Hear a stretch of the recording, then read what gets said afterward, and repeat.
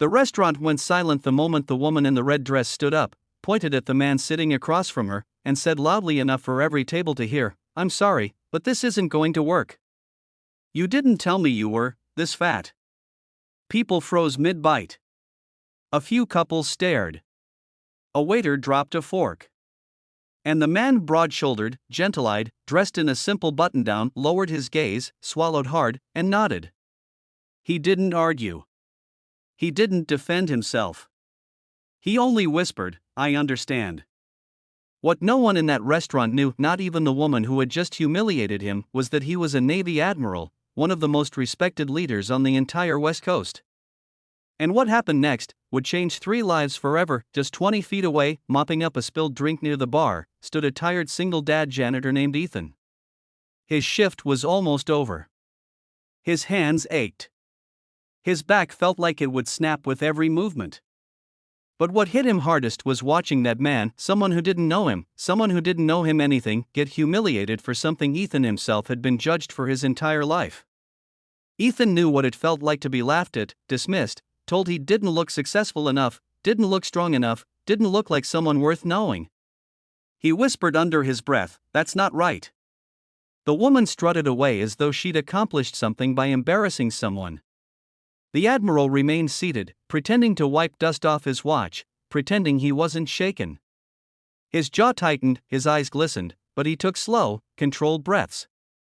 Years of discipline couldn't hide the hurt, but they could keep him from showing it to the world. Ethan paused, gripping the mop handle. He could have ignored it. He could have kept working. After all, he had a little girl waiting at home, homework to check, dinner to heat, a bedtime story to read. But something inside him broke. He rolled the mop aside, walked to the man's table, and said softly, "Sir, no one should be spoken to like that. Not ever. You deserve better." The Admiral looked up, surprised. He expected pity. He got something else entirely: respect. Gratitude flickered in his eyes. "Thank you," he said gently. "It happens. People judge what they see, not what they don't." Ethan smiled. Then maybe the world needs people who see differently. Those words, simple, honest, hit the Admiral harder than the insult had. They talked. 4 minutes at first. Then more. Ethan learned that the Admiral's name was Daniel Rhodes, decorated, revered, responsible for thousands of sailors whose lives depended on him. Yet tonight, he felt like a failure. Ethan told him about his daughter Lily, about working double shifts, about how he once weighed almost 300 pounds and had been called disgusting by someone he trusted. They found in each other something rare: understanding without judgment. Across the room, a few customers started filming on their phones, thinking something dramatic was happening. But what was happening was quieter, deeper: 2 strangers connecting through wounds the world rarely sees. When Daniel stood up to leave, Ethan realized just how imposing the man truly was: not fat, not sloppy, just a powerful, solid man built like someone forged through storms. "But pain makes anyone feel small." Before leaving, Daniel said softly, "You know, you're the only person who spoke to me tonight like I'm human. If you ever need anything at all, please call me." He scribbled a number on a napkin. Ethan pocketed it with no real intention of using it. People like Daniel lived in another world, a world of uniforms, medals, salutes.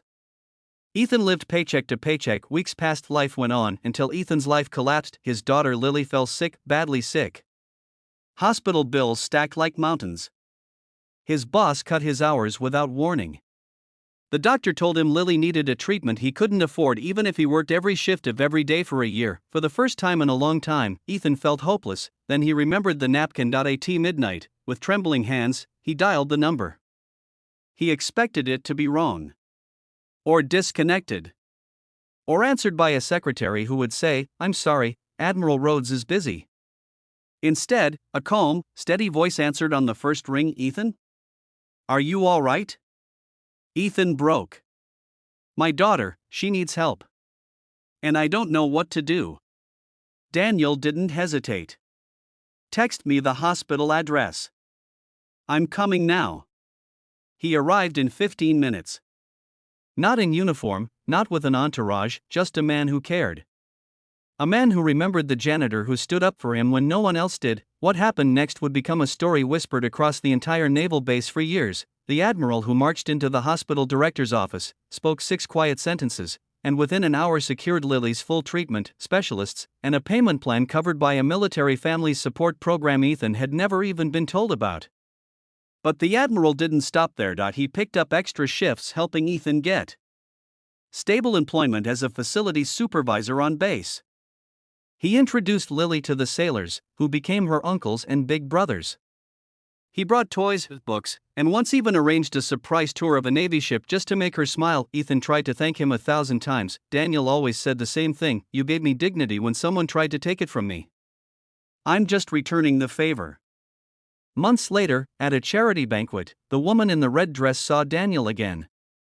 This time, he wore his full uniform, decorations shining, shoulders broad, posture commanding. She froze, realizing the man she'd insulted wasn't just a fat guy. He was one of the most respected men in the Navy. She approached him nervously. "Admiral, I'm so sorry for what I said. I didn't know who you were." Daniel's reply became legendary: "You shouldn't apologize because of who I am. You should apologize because of who you were."